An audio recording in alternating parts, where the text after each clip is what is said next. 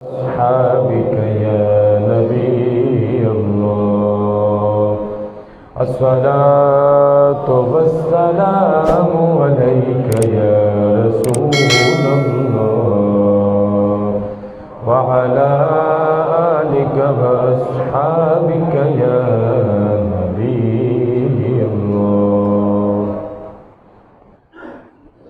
اللہ تبارک و تعالی جل جلالہ وعم نوالہ وأعظم شانہ کی حمد و ثنا کے بعد حضور سرور کائنات فخر موجودات باعث تخلیق کائنات زینت بزم کائنات دستگیر جہاں غم گسار جہاں حضور قائد المرسلین خاتم النبیین جناب احمد مجتبی محمد مصطفیٰ صلی اللہ علیہ وآلہ وسلم کی بارگاہ عالیہ میں درود و سلام کا نذرانہ عقیدت پیش کرنے کے بعد میرے انتہائی واجب الاحترام سامعین و حاضرین، آپ سب کو ماہ ربیع الاول بہت بہت مبارک ہو۔ یہ وہ مہینہ ہے کہ جس مہینے کا صدقہ اللہ تبارک و تعالی نے باقی مہینوں کو بنایا، اس کی 12 ربیع الاول کو جو ذات تشریف لائی، اس ذات کا صدقہ اللہ تبارک و تعالی نے پوری کائنات کے نظام کو سجایا۔ دعا ہے اللہ تعالیٰ اس ماہ مقدس میں ہم سب کو زیادہ سے زیادہ اپنی عبادات کرنے کی، آپ صلی اللہ علیہ وسلم کی ذات بابرکات پر زیادہ سے زیادہ درود و سلام کا نذرانہ عقیدت پیش کرنے کی توفیق عطا فرمائے۔ آج کے جمعۃ المبارک کے موقع پر عالم نبیل فاضل جلیل حضرت علامہ مولانا محترم محمد شریف رضوی صاحب تشریف فرما ہیں۔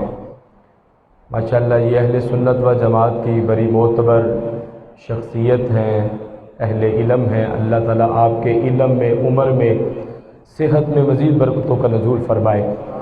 آپ احباب جو دور و نزدیک سے چل کے تشریف لائے، اللہ تعالیٰ ہر قدم پر، ہر سانس پر سب کو بے حساب اجر و ثواب عطا فرمائے۔ قرآن مجید فرقان حمید برہان رشید میں آواز کو ٹھیک نہیں، بڑی کٹی کٹی آواز ہے، تھوڑی کھڑکی آواز ہے، آواز بڑی کٹی کٹی ہے، کوئی ٹھیک نہیں آواز۔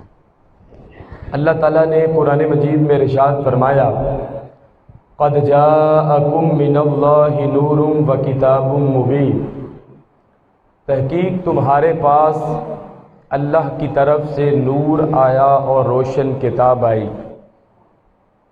اس آیت کے ضمن میں آپ تفسیر ضیاء القرآن اٹھا کر دیکھیں، تفسیر ابن کثیر اٹھا کر دیکھیں، تفسیر تبیان القرآن میں موجود ہے، تفسیر در منصور میں موجود ہے، تفسیر ابن عباس میں موجود ہے۔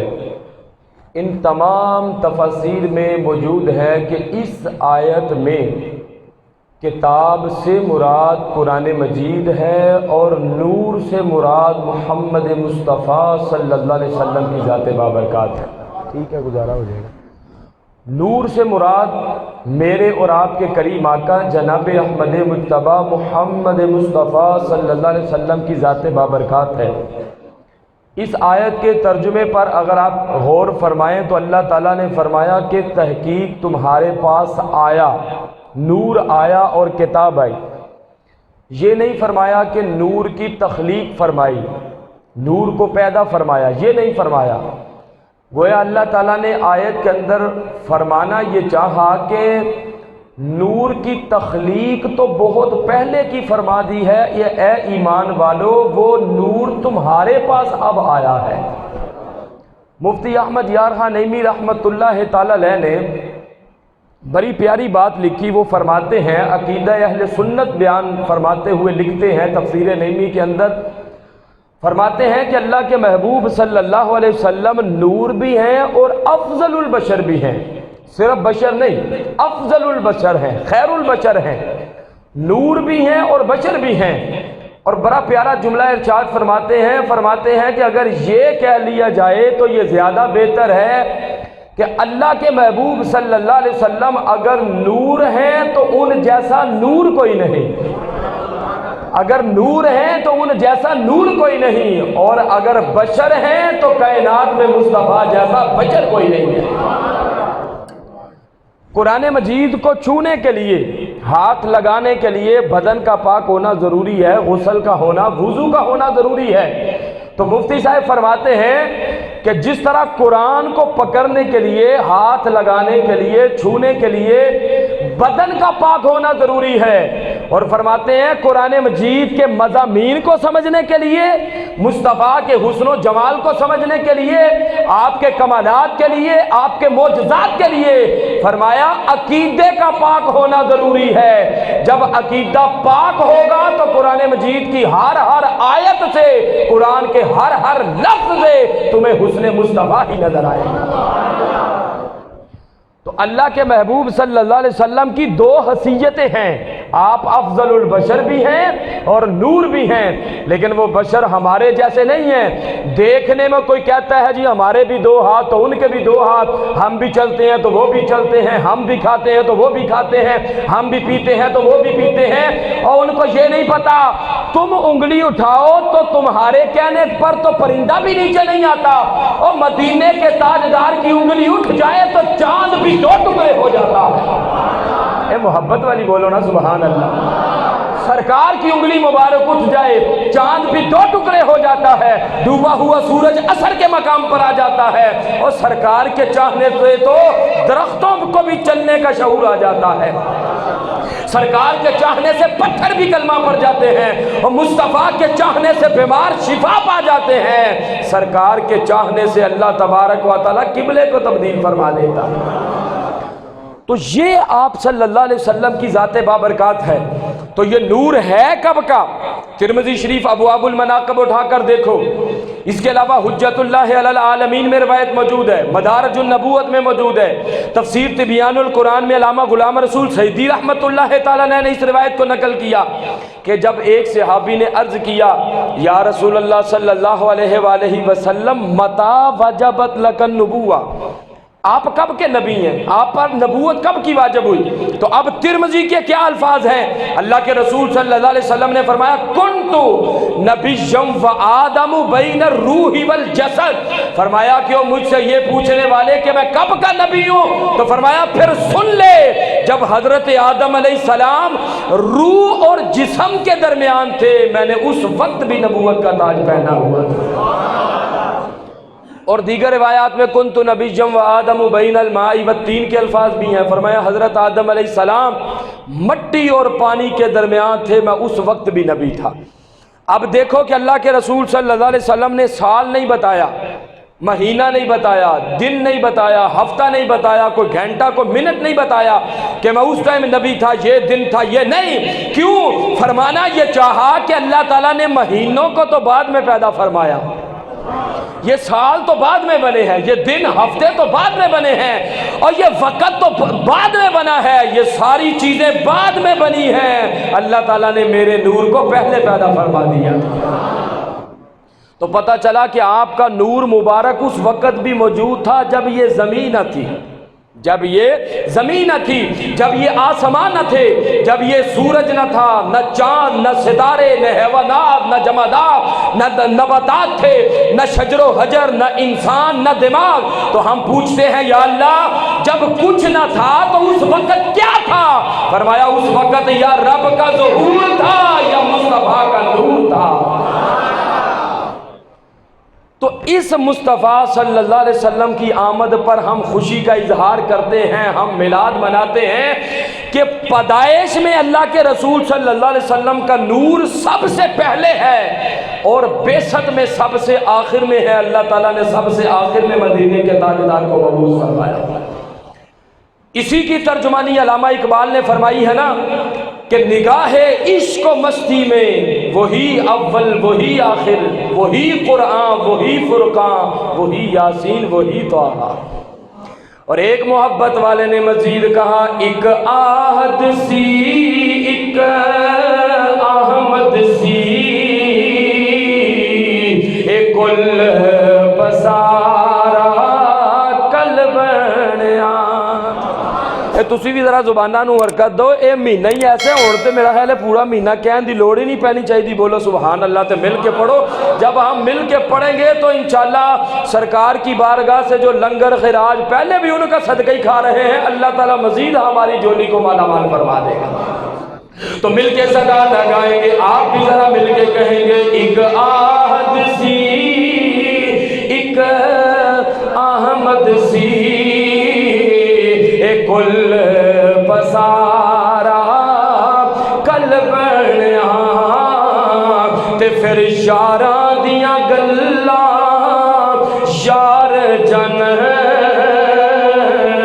آدم تے پیارا کل بنیا.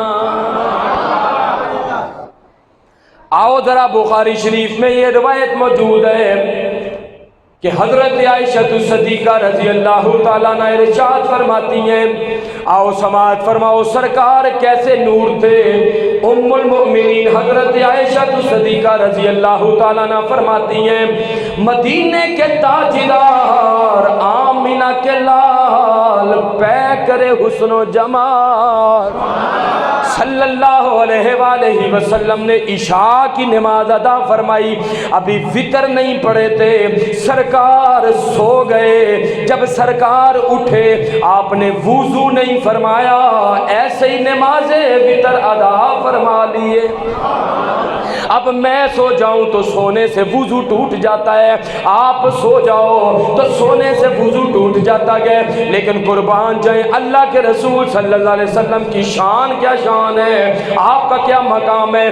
آپ نے عشاء پڑھی, وتر نہیں ابھی پڑھے تھے, سو گئے. جب اٹھے تو وضو نہیں فرمایا, ایسے ہی نماز وتر ادا فرما لیے. حضرت عائشہ صدیقہ رضی اللہ تعالیٰ عنہا نے عرض کیا قربان جائیں یا رسول اللہ صلی اللہ علیہ وآلہ وسلم, آپ کے ہر کام میں کروڑوں حکمتیں ہوتی ہیں, پر اس بات کی سمجھ نہیں آئی. آپ نے وضو نہیں فرمایا, ایسے ہی نماز وتر ادا فرما لیے. اب میں جو الفاظ پڑھنے لگا ہوں وہ حدیث کے وہ الفاظ ہیں جو آمینہ کے لال کی زبان اقدس سے نکلے ہیں. اللہ کے رسول صلی اللہ علیہ وسلم نے کیا فرمایا, فرمایا اے عائشہ انہی نیتنامانی ولا ینام قلبی.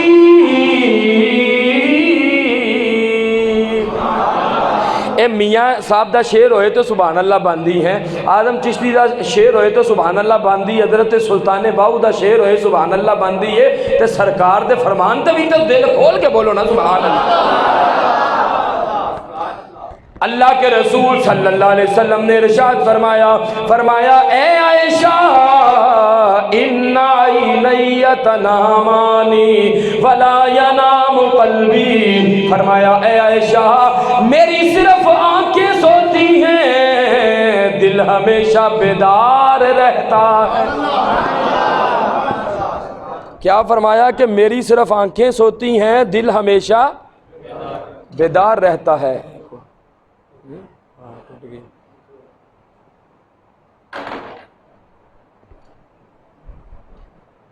ٹیپ شیپ ہے, سٹینڈ دوجہ ہے. نعرہ تکبیر, نعرہ رسالہ. چلا گا کام, چل جائے گا کام, چل جائے گا کام. اتنی ٹیپ اگر تو مل جائے تو لگ سکتی ہے.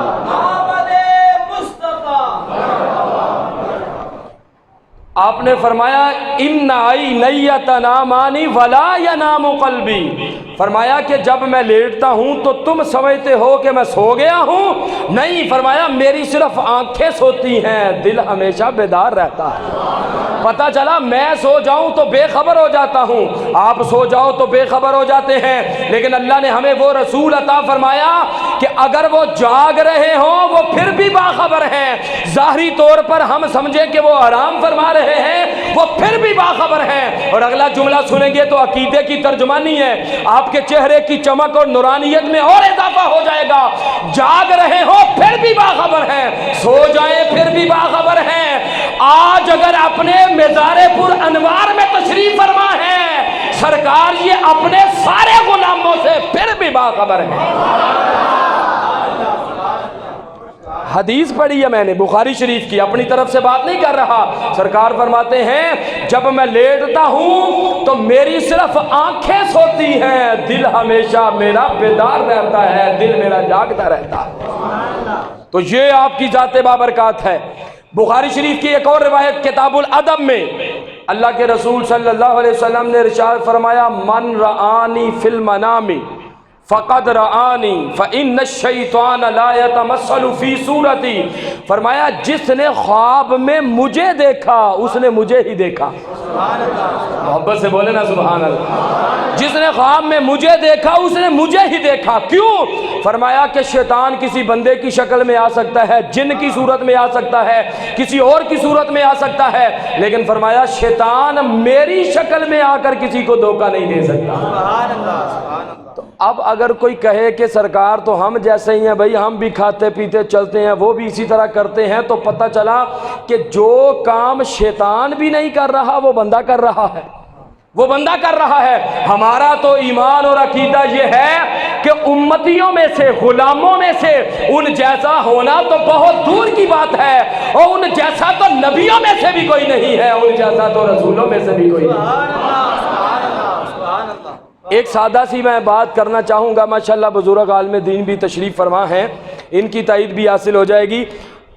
آپ یہ دیکھیں کہ یہاں پر نماز ادا کریں آپ جامعہ مسجد نعمانیہ رضویہ میں با جماعت، تو کتنی نمازوں کا ثواب ہے؟ 27۔ اونچا بولے کتنی نمازوں کا ثواب ہے؟ 27 نمازوں کا۔ گھر میں پڑھو تو ایک نماز کا ثواب ہے، با جماعت پڑھو تو 25 کا ذکر بھی ہے، 27 کا ذکر بھی ہے، چلو 27 کو لے لیں۔ اور اللہ تعالیٰ آپ کو اپنے گھر میں لے جائے خانہ کعبہ میں، تو آپ اگر بیت اللہ کے حرم میں نماز ادا کرتے ہیں تو کتنی نمازوں کا ثواب ہے؟ 1,00,000 نماز کا۔ بولو کتنی نمازوں کا ثواب ہے؟ اور اللہ تعالیٰ وہاں سے پھر آپ کو مدینہ شریف لے جائے، اور اگر پہلے مدینہ شریف لے جائے تو پھر اور بڑی بات ہے کہ سرکار کی بارگاہ سے اجازت لے کر بندہ پھر عمرہ کرے، پھر تو کیا بات ہے۔ تو سرکار کی مسجد میں نماز ادا کرو تو کتنی نمازوں کا ثواب ہے؟ 50,000 نمازوں کا۔ اونچا بولے نا ذرا، کتنی نمازوں کا ثواب ہے؟ 50,000 نمازوں کا ثواب۔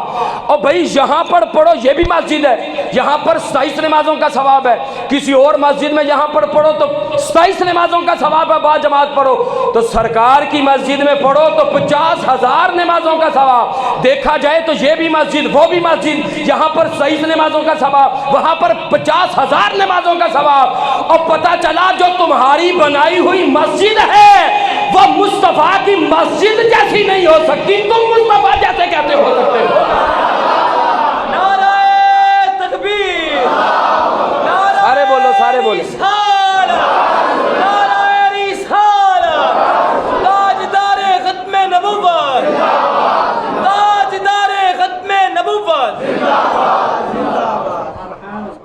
تو میرا خیال ہے یہ تو بات ہر کسی کو سمجھ جانی چاہیے کہ جب ہمارے ہاتھوں سے بنائی ہوئی مسجد ان کی مسجد جیسی نہیں ہے تو پھر غلاموں میں کوئی سرکار جیسا کیسے ہو سکتا ہے؟ اس لیے وہ قصور میں لیٹے ہوئے بابا جی نے کیا خوب کہا، فرماتے ہیں رب رب کر دے بڈھڑے ہو گئے ملا پنڈت سارے، رب دا کھوج کھرانا لبا سجدے کر کر ہارے، اور رب تے تیرے اندر وسدا وچ قرآن اشارے، بھلے شاہ رب اونوں ملدا جلا یار تو تن من مارے۔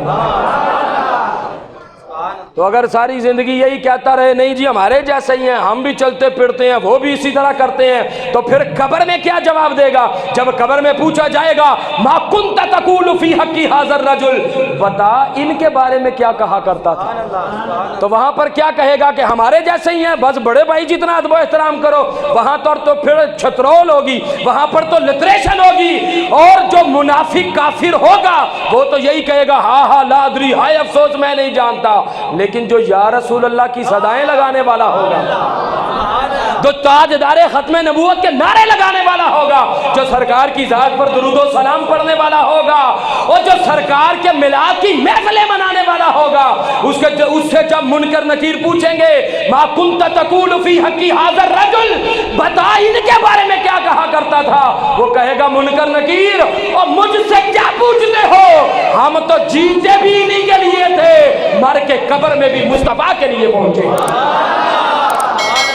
سبحان اللہ، ماشاء اللہ، سبحان اللہ۔ آپ مجھے سوچ کے بتائیں، اگر وہاں پر کہے گا بھائی نہیں تو ہمارے جیسے ہی ہیں، تو کیا جنت کی کھڑکی کھلے گی؟ بولو یار، کھلے گی جنت کی کھڑکی؟ نہیں۔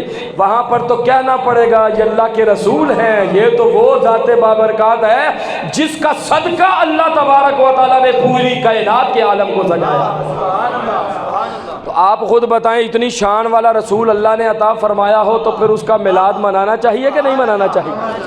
المواہب اللہ دنیا میں موجود ہے، انہوں نے لکھا، علامہ امام فخر الدین رازی کی تفسیر کبیر کے حوالے سے، المواہب اللہ دنیا میں موجود ہے، فرماتے ہیں جب اللہ تعالیٰ نے حضرت آدم علیہ السلام کو بنا کر تو فرشتوں کو فرمایا آدم کو سجدہ کرو، تو فرماتے ہیں کہ حقیقتاً وہ حضرت آدم علیہ السلام کو سجدہ نہیں تھا، تو کس کو سجدہ تھا؟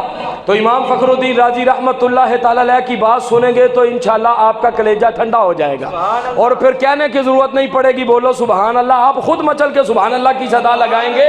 فرماتے ہیں دراصل بات یہ ہے، اللہ نے سب سے پہلے امام الانبیاء کے نور کو تخلیق فرمایا اور ان کو حضرت آدم علیہ السلام کی پیشانی میں رکھا، تو فرشتوں کو کہا اب آدم کو سجدہ کرو، تو ظاہری طور پر وہ حضرت آدم علیہ السلام کو سجدہ تھا، حقیقت میں نور مصطفیٰ کو سجدہ تھا۔ سبحان اللہ، سبحان اللہ۔ تو پھر مجھے کہنے دیجئے عرشاں فرشاں تے چرچے، در یتیم دے عرشاں فرشاں تے چرچے۔ اے پنجابی تے سارے انو آدھی نا تے ذرا درو دیوار گواہ ہو جان، سرکار دے غلام بیٹھ کے آقا دا ذکر کر رہے ہیں، جھوم کے صدا لگا دو عرشاں فرشاں تے چرچے، در یتیم دے رتبے نے آلہ سب تو مدنی کریم دے، رتبے نے آلہ سب تو مدنی کریم۔ اور یہ جو میں نے روایت سنائی ہے اسی کا بالکل ترجمہ ہے، آدم دی وچ پیشانی چمکیا نور محمدی، آدم دی وچ پیشانی چمکیا نور محمدی، تائیوں آدم نو ہوئے سجدے تعظیم دے، تائیوں آدم نو ہوئے سجدے تعظیم دے، تائیوں آدم نو ہوئے سجدے تعظیم دے۔ اور میں یہ گارنٹی سے کہتا ہوں، جو بندہ گھر میں بیوی سے وعدہ بھی کر کے آیا ہونا کہ قاری صاحب جنہ مرضی ٹیل لان میں کوئی نہیں سبحان اللہ بولنی، وہ بھی سبحان اللہ بولے گا۔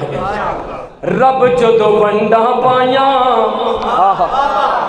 رب جدو ونڈا پائیاں، یہ جملہ سنیں گے تو اپنی قسمت پہ ناز کریں گے، رب جدو ونڈا پائیاں، اے محفلاں ساڈے حصے آیاں۔ باقی تو فتوے لگانے پہ ہی لگے ہوئے ہیں، جی چنڈا کتنے لے ہے تو چنڈیاں کتنے لے ہیں۔ میں نے کہا جن کے گھر میں بیٹا پیدا ہونا مٹھائیاں وہی بانٹتا ہے، اور جن کی طرف اللہ نے رسول بھیجا ہے وہ جھنڈے بھی لگائیں گے، محفلیں بھی سجائیں گے، وہ مٹھائیاں بھی بانٹیں گے۔ تو تسی فتوے لاؤ، اسی سرکار دے ذکر دی میلاد دیاں محفلاں سجاواں گے۔ رب جدو ونڈا پائیاں، اے محفلاں ساڈے حصے آیاں، پھر لکھ باری صدقے جائے رب دی تقسیم دے، لکھ باری صدقے جائے رب دی تقسیم دے۔ اور سینے ہاتھ رکھ کے بہ گئے، کہندے دل لٹ کے لے گئے، سینے ہاتھ رکھ کے بہ گئے، کہندے دل لٹ کے لے گئے کون جنہ دے دل تے پہ گئے کنڈل حمیم دے جنہ دے دل تے پہ گئے کنڈل حمیم دے۔ یہ طبقات ابن سعد اٹھا کر دیکھو، سیرت ابن اسحاق اٹھا کر دیکھو، یہ ساری میں نے پڑھی ہیں اور الحمدللہ میں نے حوالے بھی نوٹ کیے ہیں، آپ کہیں گے تو میں انشاءاللہ بھی آپ کو دکھا سکتا ہوں، یہ ساری سیرت کی کتب میں موجود ہے۔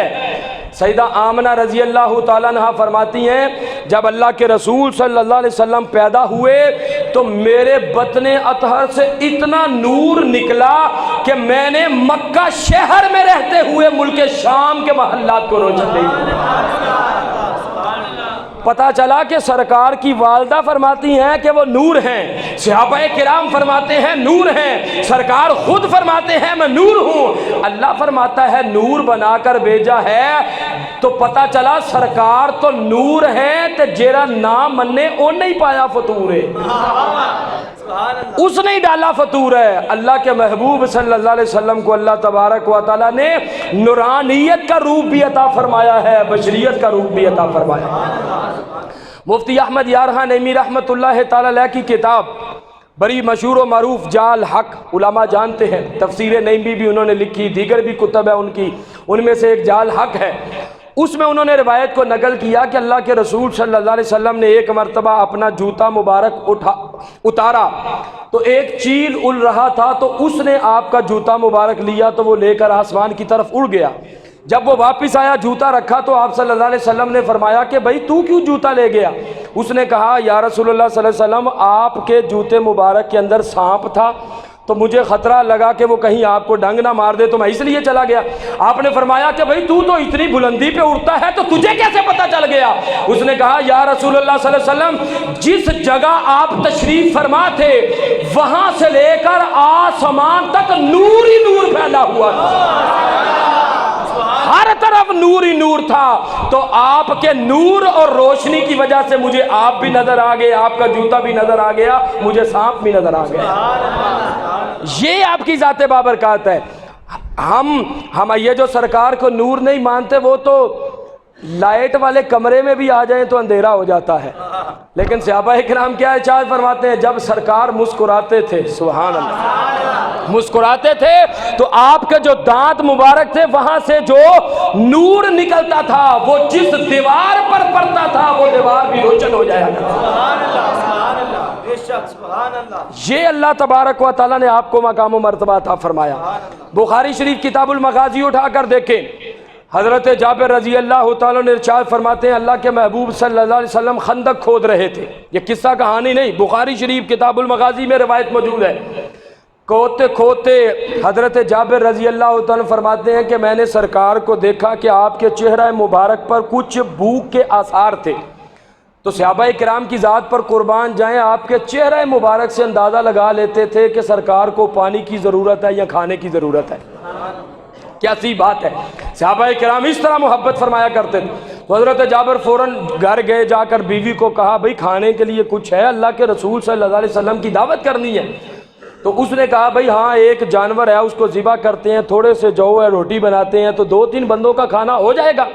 بیوی نے ساتھ یہ کہا اے جابر جا کر اللہ کے رسول صلی اللہ علیہ وسلم کو کان میں کہنا، کیونکہ کھانا 2 بندوں کا ہے تو وہ نہ ہو کہ 50 بندے آ جائیں یا سارے ہی آ جائیں تو پھر کھانے کا کیا بنے گا۔ یہ بات وہی بندہ جانتا ہے نا کہ 300 بندہ بارات پہ بلایا ہو، 300 کا انتظام ہو تو 500 بندہ آ جائے، تو پھر جو میزبان ہوتا ہے اس کے دل پہ جو گزرتی ہے اس کو پتہ ہے۔ تو بیوی نے یہ کہا قربان جائیں کہ حضرت جابر رضی اللہ تعالیٰ کی ذات پر انہوں نے جا کر جب کان میں اللہ کے رسول صلی اللہ علیہ وسلم کی بارگاہ میں عرض کیا کہ یا رسول اللہ صلی اللہ علیہ وسلم آج آپ کا دوپہر کا کھانا ہمارے گھر ہے۔ رسول اللہ صلی اللہ علیہ وسلم نے کیا فرمایا، سنیں گے تو جھوم جائیں گے۔ آپ نے باواز بلند سارے صحابہ کو فرما دیا اے میرے صحابہ آج سب کا کھانا حضرت جابر کے گھر ہے۔ حضرت جابر ظاہری طور پر پریشان ہوئے، بھئی کھانا 2 بندوں کا ہے، یہاں پر صحابہ اکرام کی کثیر تعداد ہے تو سارے آ جائیں گے، کھانا تو 2 بندوں کا ہے۔ فوراً بیوی کو جا کر کہا بھئی جس کام سے ڈرتے تھے وہی ہو گیا۔ پوچھا کیا ہوا؟ کہا اللہ کے رسول صلی اللہ علیہ وسلم نے تو سب کو دعوت دے دی ہے، اور اللہ کے فضل سے حضرت جابر کی بیوی بھی الحمدللہ ہمارے عقیدے والی تھی۔ بیوی نے کیا کہا؟ اس نے کہا کہ اے جابر پریشان کیوں ہوتا ہے اور غمگین کیوں ہوتا ہے؟ جو رسول سب کو بلانا جانتا ہے نا، وہ سب کو کھلانا بھی جانتا ہے۔ سبحان اللہ سبحان اللہ سبحان اللہ۔ اب ذرا اٹھاؤ بخاری شریف، اللہ کے رسول صلی اللہ علیہ وسلم نے فرمایا اے جابر اپنی بیوی کو کہہ دے جب تک میں گھر نہ آؤں ہنڈیا کو نیچے نہیں اتارنا۔ اللہ اکبر، آج کسی کے گھر میں کوئی عالم دین آ جائے وہ خوشی سے مچل جاتا گئے، کسی کے گھر میں اس کا استاد آ جائے وہ خوشی سے مچل جاتا ہے، کسی کے گھر میں کوئی صحابی رسول آ جائے، غوث کتب ابدال کلندر آ جائے، وہ بڑا خوش نصیب ہے۔ واہ جابر تو کتنا خوش نصیب ہے کہ تیرے گھر میں نبیوں کے تاجدار تشریف فرما ہو گئے۔ جب سرکار گھر میں تشریف لے گئے، اپنا لعاب اس ہنڈیا میں ڈالا۔ اب کہاں گئی وہ بات جو کہتا گئے کہ ہم بھی کھاتے ہیں وہ بھی کھاتے ہیں؟ میں کہتا ہوں تو ذرا اپنا تھوک ہنڈیا میں ڈال، تجھے گھر سے جوتے بھی پڑیں گے، گھر والے بھی گھر سے نکالیں گے، تیرا جھوٹا تو کوئی نہیں کھائے گا۔ اور سائنس تو کہتی ہے سانس بھی لو تو دوسرے کو کرونا ہونے کا خطرہ ہے۔ ہسپتالوں میں جاؤ، لکھا ہے جگہ جگہ تھوکنا منع ہے۔ کیوں؟ تھوک سے جراثیم نکلتے ہیں، بیماریاں جنم لیتی ہیں، دوسرے لوگ بیمار ہوتے ہیں۔ ایک میرا اور آپ کا لعاب ہے جس میں کرونا ہے، جس میں زکام ہے، جس میں بخار ہے۔ ایک مدینے کے تاجدار کا لعاب مبارک ہے، اگر کلبے کنویں میں گر جائے اللہ میٹھا فرما دیتا۔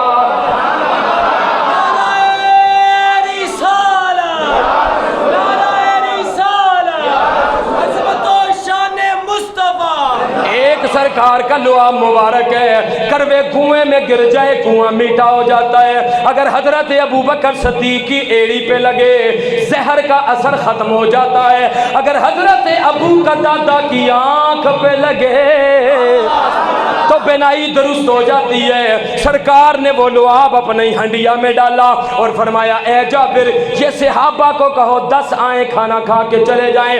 10 آئے کھانا کھا کے چلے گئے، پھر 20 آئے، پھر 10 آئے، پھر 20 آئے، اس طرح سارے کھانا کھاتے رہے۔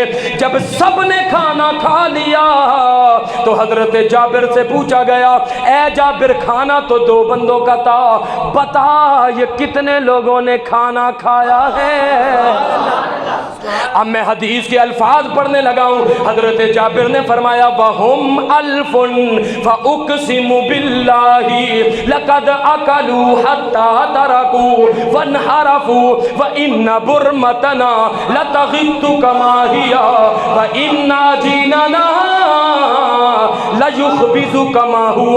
حضرت جابر فرمانے لگے مجھے میرے رب کی عزت اور جلال کی قسم ہے کھانا تو 2 بندوں کا تھا، لیکن سرکار کی دعا اور لعاب کی برکت سے 1000 بندے نے کھانا کھا لیا ہے۔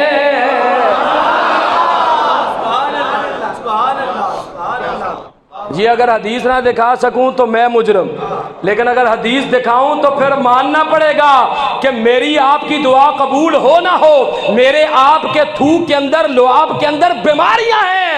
سرکار کا لعاب جس ہنڈیا میں ڈال دیا جاتا ہے 2 بندوں کا کھانا 1000 بندے کے لیے کافی ہو جاتا ہے۔ اور آگے کیا ہے؟ حضرت جابر سے سرکار نے فرمایا بھئی سب نے کھانا کھا لیا تو اب ذرا اس ہنڈیا کو اٹھاؤ۔ تو حضرت جابر فرماتے ہیں کہ جب میں نے ہنڈیا کو اٹھایا تو جتنا کھانا اس میں ڈالا تھا اس سے بھی زیادہ ہنڈیا میں موجود تھا۔ اعلیٰ حضرت اسی لیے فرماتے ہیں جس طرف اٹھ گئی دم میں دم آ گیا۔ آپ بھی مل کے صدا لگا دیں جس طرف اٹھ گئی دم میں دم آ گیا۔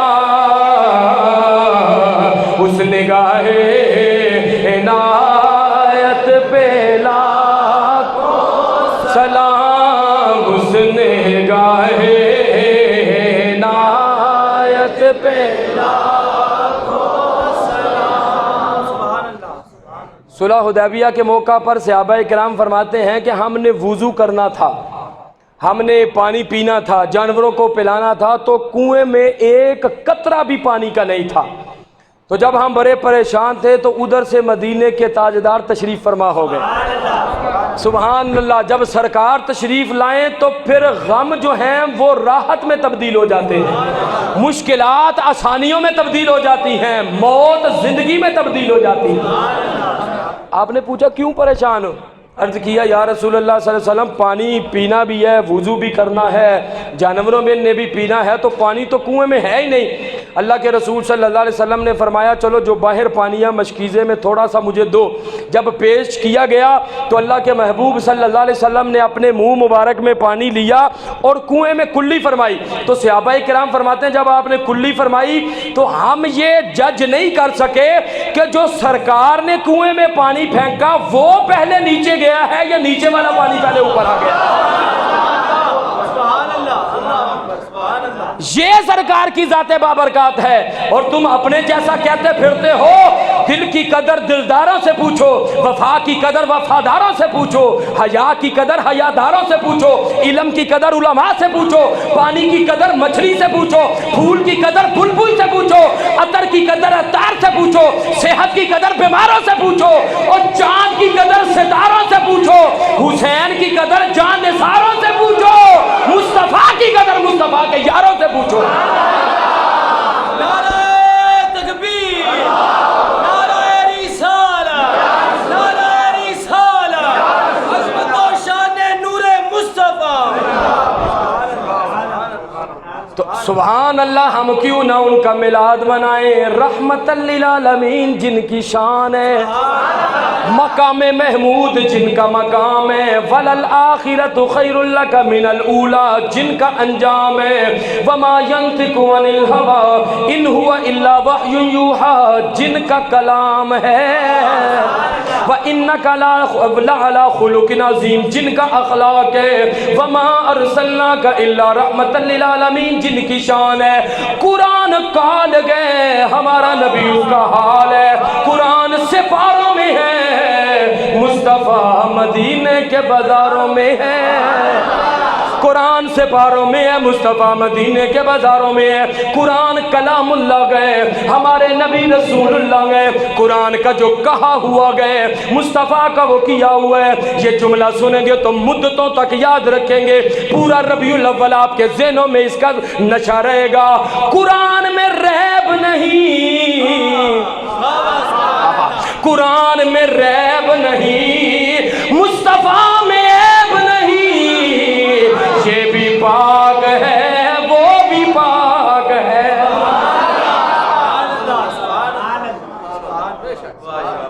इसीलिए तो फिर आला हजरत क्या खूबसूरत फरमाते हैं, काफ के सुहादर या अब रुआ खेन सा, काफ के सुहादर या अब रुआ खेन स्वाद, काफ हाया उनका है चेहरा नूर का। और आगे क्या फरमाते, तेरी नस्ले पाक में है बच्चा बच्चा नूर का, तू है ऐने नूर तेरा सब गराना नूर का। तो आपकी ज़ाते बाबरकात को अल्लाह ताला ने दोनों हसीयतें अता फरमाई हैं। बस ये 2-3 मिनट हैं, आखिरी ये पॉइंट अर्ज करके तो गुफ्तगू मुकम्मल करना चाहूँगा। एक बंदे ने अगर MA किया हो, मैं उसका तारुफ कराऊँ जी, माशाल्लाह ये बड़े अच्छे दोस्त ने थे, मैट्रिक पास ने, सोच के बताएं वो गुस्सा नहीं करेगा। उसने कहना मैंने MA किया तो मेरा तारुफ तुम मैट्रिक के साथ करवा रहे हो, हालांकि झूठ तो नहीं है। उसने मैट्रिक किया, फिर FA BA, तो फिर MA किया उसने। इसी तरह एक डॉक्टर को बंदा कहे जी ये बड़े अच्छे डॉक्टर साहब हैं जी, ये अपना कंपाउंडर हैं, तो वो गुस्सा करेगा कि मेरा बड़ा ओहदा है तो बड़े ओहदे को छोड़कर छोटे के साथ क्यों तारुफ करवाया जा रहा है। ये बात सुनेंगे तो इंशाल्लाह जो नूर बशर की आपके सामने बात करता है ना, तो आप जवाब देंगे तो इंशाल्लाह फिर वो लाजवाब ही होगा। और हमने कहा सरकार अफजलुल बशर भी हैं, नूर भी हैं, तो फिर लोग कहते हैं तुम गली गली ये क्यों कहते हो, नूर वाला आया है, नूर लेकर आया है सारे आलम में, ये देखो कैसा नूर जाया है। और मैंने कहा इसलिए जब मैं चाहता हूं, आप चाहते हैं, सब चाहते हैं, जो हमारी बड़ी डिग्री है, बड़ा तारुफ है, उसी के साथ पहचान करवाई जाए। सरकार अफजलुल बशर भी है, नूर भी है, लेकिन जो आपकी नूरानियत वाली डिग्री है वो बड़ी डिग्री है। हम सरकार की छोटी डिग्री के साथ तारुफ नहीं करवाएंगे और बड़ी डिग्री के साथ तारुफ करवाएंगे, नूर कह के पुकारेंगे।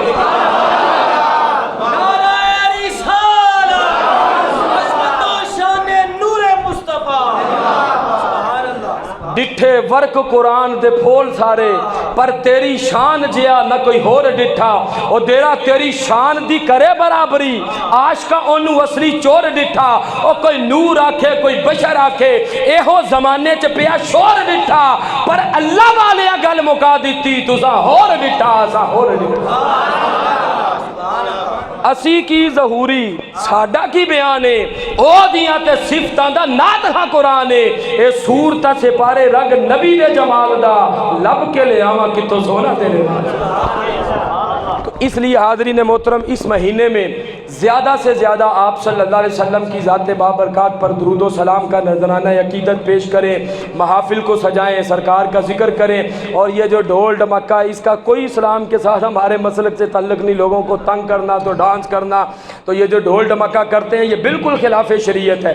इसलिए इन चीज़ों को छोड़ें, सरकार की ज़ात पर दुरूद व सलाम पढ़ें, नाते पढ़ें, नवाफिल अदा करें, महफिल सजाएं, फिर इंशाअल्लाह देखें कि किस तरह अल्लाह ताला बरकतों का नज़ूल फरमाता है।